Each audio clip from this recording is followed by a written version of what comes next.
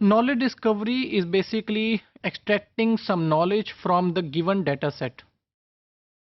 For our particular example, we are taking EHRs or EMRs, which are electronic health record or medical records, for extraction of knowledge from textual or data set which is in the textual format. अब इसको find out करने के लिए हमें knowledge discovery की different techniques चाहिए. इस particular module में मैं सिर्फ उन टेक्निक्स के नाम और उनकी एप्लीकेशंस पे थोड़ी सी लाइट डालूंगा. For example, first technique is naive Bayes.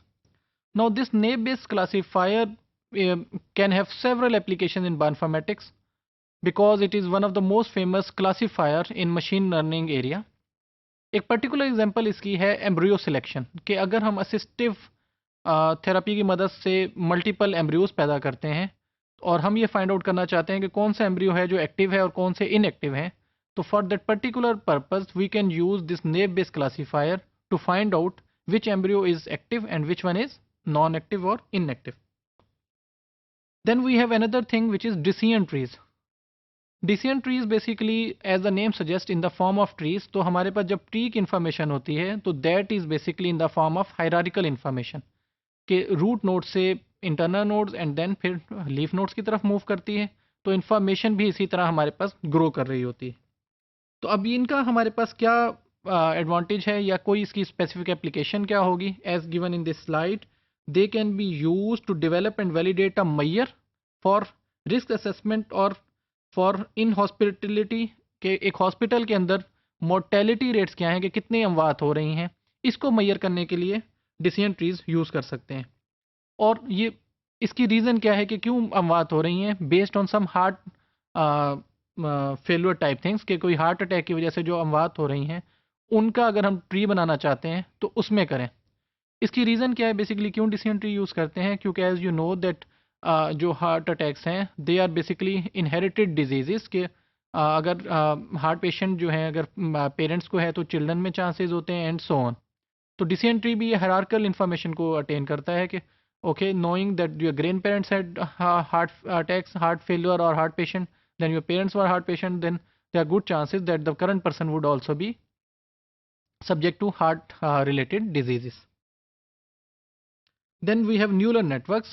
So neural networks क्या होते हैं या इनकी क्या डिटेल है, that would be discuss in some other module. लेकिन इनका यूज़ हमारे पास क्या है कि they help us to find out patients who have very high chances of dialysis, कि जो डायलिसिस है हमारे पास, जब किडनीज हमारी ख़राब हुई हैं तो कैसे वो कौन से पेशेंट्स हैं जो डायलिसिस की तरफ जाएंगे, इस चीज़ को फाइंड आउट करने में न्यूरल नेटवर्क हमारी एग्जांपल दे सकते हैं.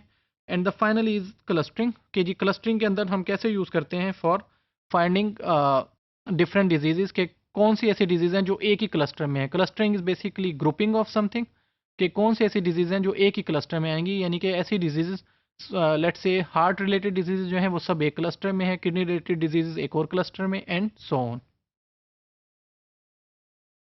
Then we have association rule mining. Association rule mining ये होती है कि अगर हमारे पास दो डिजीज़ हैं या दो सिम्टम्स हैं, उनका आपस में क्या रिलेशनशिप है. For example, if a person is having problem with blood pressure, so then there are good chances that he will have also problem with his heart, के हार्ट पेशेंट और ब्लड प्रेशर के जो patients हैं they are closely related. तो these things can be based on this association rule mining type classifiers.